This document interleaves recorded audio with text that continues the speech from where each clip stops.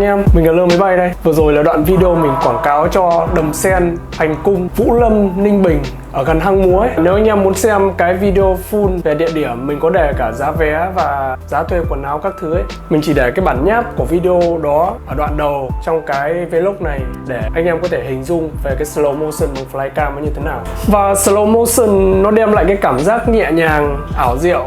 Và một cái điều chắc chắn ấy là cầm flycam này để slow motion hoặc là bay flycam để quay slow motion nó sẽ không bằng chúng ta cầm cái camera kết hợp với gimbal.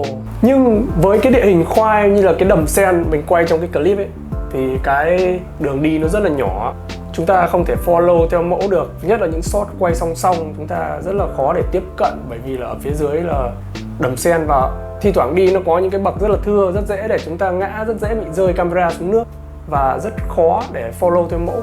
Trong trường hợp đấy thì chúng ta sẽ sử dụng flycam để quay slow motion thôi. Để quay slow motion bằng flycam thì cái việc lựa chọn frame rate cao là cái điều chắc chắn rồi.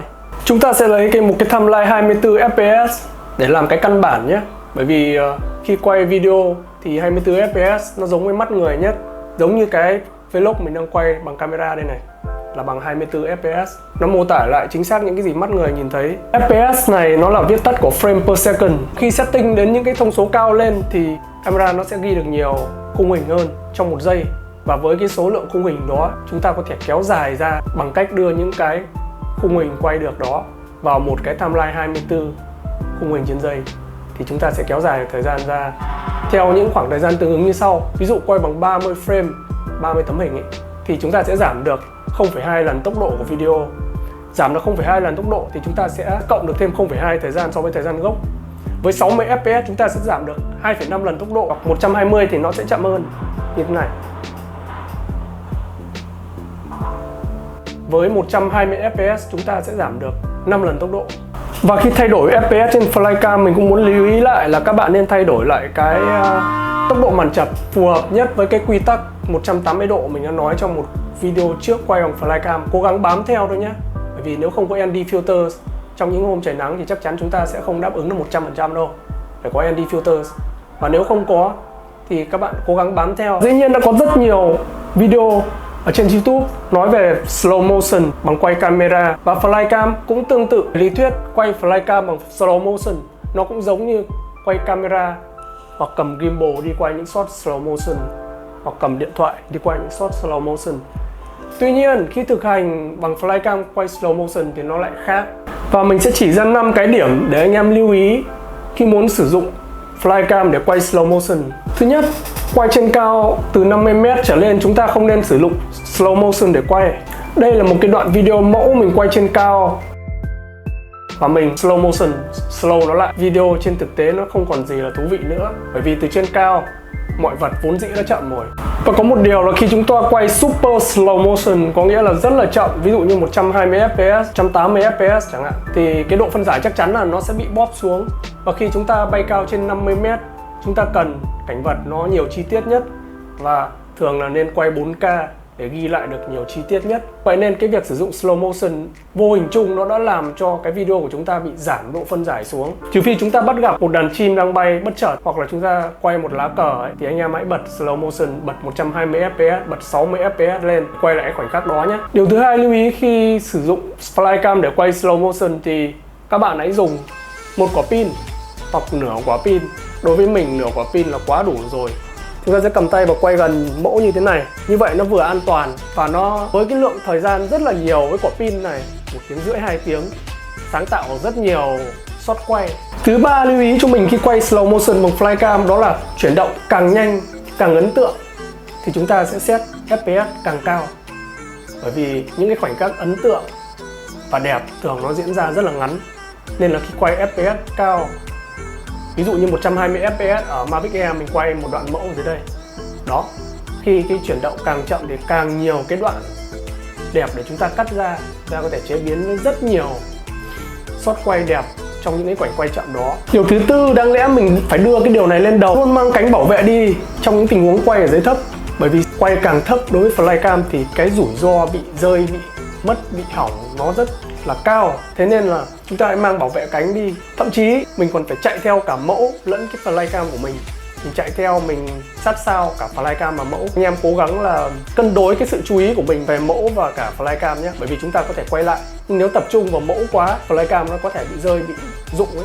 Điều thứ 5 là sau mỗi cái shot quay mà chúng ta đã định sẵn thì chúng ta hãy hạ cánh flycam xuống. Chúng ta nhắc mẫu để làm gì tiếp theo? Thứ nhất, nó vừa tiết kiệm được pin, và thứ hai, flycam nó bay nó khá là ồn.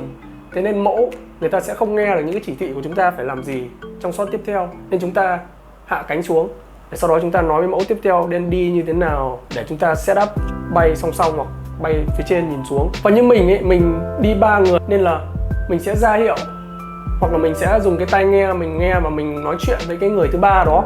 Người thứ ba đó sẽ ra hiệu cho mẫu, vì mẫu đang quay lưng về phía của mình, mẫu không nhìn thấy mình. Cái người kia người ta sẽ ra hiệu cho mẫu phải đi hay phải dừng lại, hay phải làm lại từ đầu, hay là shot quay đó hỏng. Đó, có một người thứ ba ra hiệu thì nó sẽ khá là tiện. Đối với mình ấy, thì mỗi shot quay khi mà đã thành công rồi ấy, thì mình đều hạ cánh flycam xuống. Sau đó mình sẽ nói với mẫu làm gì trong bước tiếp theo. Điều đó sẽ giúp chúng ta chắc chắn trong từng shot quay một. Ok, đến phần thứ 6 là cái phần hậu kỳ nhá. Khi đi quay ấy, ở ngoài thì mình hay quan niệm khi chúng ta đi quay ở bên ngoài, đó chính là khi chúng ta đang đi chợ. Chúng ta đang đi chợ, đi chọn những cái món ăn mà chúng ta thích nhất về. Và cái hậu kỳ ở nhà này bằng các phần mềm ứng dụng này chính là khi chúng ta đang chế biến các món ăn. Và bây giờ mình sẽ hướng dẫn các bạn chế biến những cái video slow motion quay bằng flycam khi mà chúng ta đem về nhà nhé. Ok, trước khi vào phần mềm thì mình có hai cái file mình quay sẵn. Một cái file bằng 60 fps 2K7 và một cái file bằng 1080 120 fps.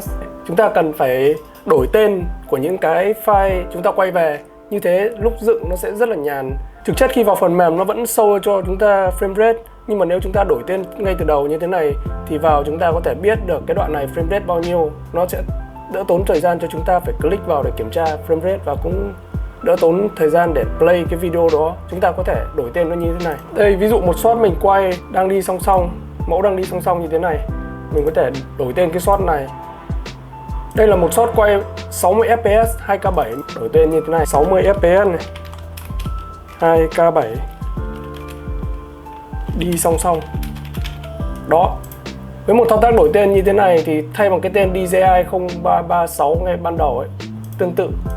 Đây, 120 fps 1080 và là mẫu cười intro. Mình cho đoạn này vào intro bởi vì mình đã chủ định ngay từ đầu đây sẽ là cái đoạn mở đầu của video. Mình vẫn sử dụng DaVinci Resolve nhé, bởi vì nó là phần mềm miễn phí và mình cũng sử dụng quen DaVinci Resolve rồi. Tất cả các hiệu ứng, tính năng rồi slow motion nó cũng có những nét tương đồng với Premiere nhé. Cả hai thằng đều có nhiều nét tương đồng với nhau. Hôm nay mình sẽ sử dụng DaVinci Resolve nhé. Thì mình sẽ mở phần mềm lên. Đây, giao diện chính của DaVinci Resolve nhé. Thì với hai cái video này, trước khi dựng bất cứ một cái video nào ở trên tất cả các phần mềm, các bạn cần phải đổi cái setting timeline. Mình sẽ vào cái phần bánh xe này. Đây, timeline gốc của nó đang là 24 rồi. Và mình cũng muốn cho hai cái đoạn video này vào cái timeline này 24 frame rate để làm slow motion như mình đã nói. Mình sẽ cho media pool trước đã nhé. Khi nó hỏi như thế này, bạn click vào don't change nhé. Bởi vì nếu bạn kích vào OK thì cái phần setting này nó sẽ thay đổi lại. Cái timeline nó đã trở thành một timeline sai với timeline 24 fps mà chúng ta đã mặc định ban đầu. Timeline 24 fps này mình có hai đoạn video ở đây. Như các bạn biết, với Mavic chọn 120 fps nó có sẵn slow motion rồi. Video nó đã tự slow rồi. Chúng ta không cần phải làm gì nhiều, đúng không? Mình sẽ thử với cái 60 fps trước nha. Đây là cái video 60 fps. Và cái điều chúng ta cần làm là thì mình sẽ click chuột phải, chọn Change Clip Speed. Đây, clip gốc của nó đang là speed đang là 100%. Thì mình sẽ cho nó chậm lại 40% đi. Chọn Change. Đó, lúc này clip của nó đã bị được chậm lại rồi. Bạn thấy không? Nó trở thành slow motion rồi. Và mẫu của chúng ta đã đi chậm lại rồi, đúng không? Ngay lập tức cái clip này đã được slow lại. Việc cần làm của chúng ta chỉ là cắt những cái đoạn nào mà chúng ta muốn thôi và sử dụng cho timeline của mình. Đó là cách thứ nhất để slow motion. Mình xóa đi nhé. Cách thứ nhất này thì mình không khuyến khích lắm, bởi vì nếu mà chúng ta slow chậm hơn cái phần trăm mà đáng lẽ ra nó là cái giới hạn. Bởi vì ngay từ đầu mình đã nói 60 fps chúng ta sẽ giảm được 2,5 tốc độ của cái video đó. Nhưng nếu chúng ta thay đổi nó xuống 3 lần đi thì video nó sẽ bị giật lag. Mình làm lại. Đây là 60 fps và mình giảm nó xuống còn 10% đi. Giảm 10 lần xuống. Bạn có thể thấy nhá, để mình zoom vào. Bạn có thể thấy chúng ta đã giảm quá phần trăm tối đa so với quy ước từ 60 fps xuống 24 fps. Đáng lẽ ra chúng ta chỉ được giảm xuống còn 40% thôi. Có nghĩa là giảm xuống 2,5 lần tốc độ, chỉ giảm được xuống 40% thôi. Nhưng nếu chúng ta giảm xuống 10% thì cái hiện tượng này nó sẽ diễn ra. Nó sẽ giật, sẽ lag, video nó sẽ không còn mượt nữa.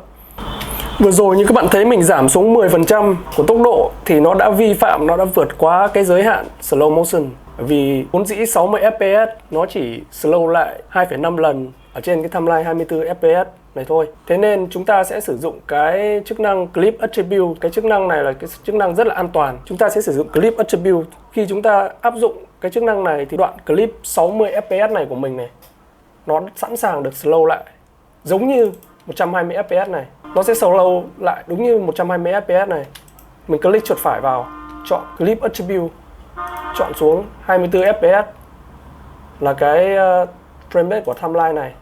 Và bây giờ mình play lại. Nó được slow lại mặc định giống như cái 120 fps từ Flycam nó ghi ra. Đây là chức năng mặc định. Và đây là phần mềm. Nó đã sẵn sàng nó slow lại cho chúng ta rồi. Đã giảm hơn rồi. Mình sẽ cho xuống timeline. Và đây, nó đã sẵn sàng được slow.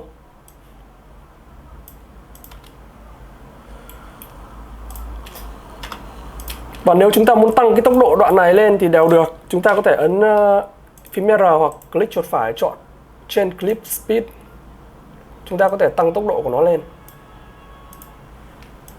mà không ảnh hưởng gì cả. Ok, hy vọng là sau 5 cái điều lưu ý đó và cái hướng dẫn ở phần sau ấy có thể giúp anh em có thể tự làm slow motion trong những tình huống khó đi gimbal bằng Flycam nhé. Đừng quên like video nếu các bạn cảm thấy video này hay, ấn vào nút đăng ký ấy để gia nhập nhóm những người thích Flycam, thích quay phim, thích du lịch. Và đừng quên share cho anh em nào đang cần những cái ý tưởng về quay slow motion bằng Flycam nhé. Chào các bạn nhé. Hẹn gặp lại các bạn trong video tiếp theo của kênh Lơ Máy Bay.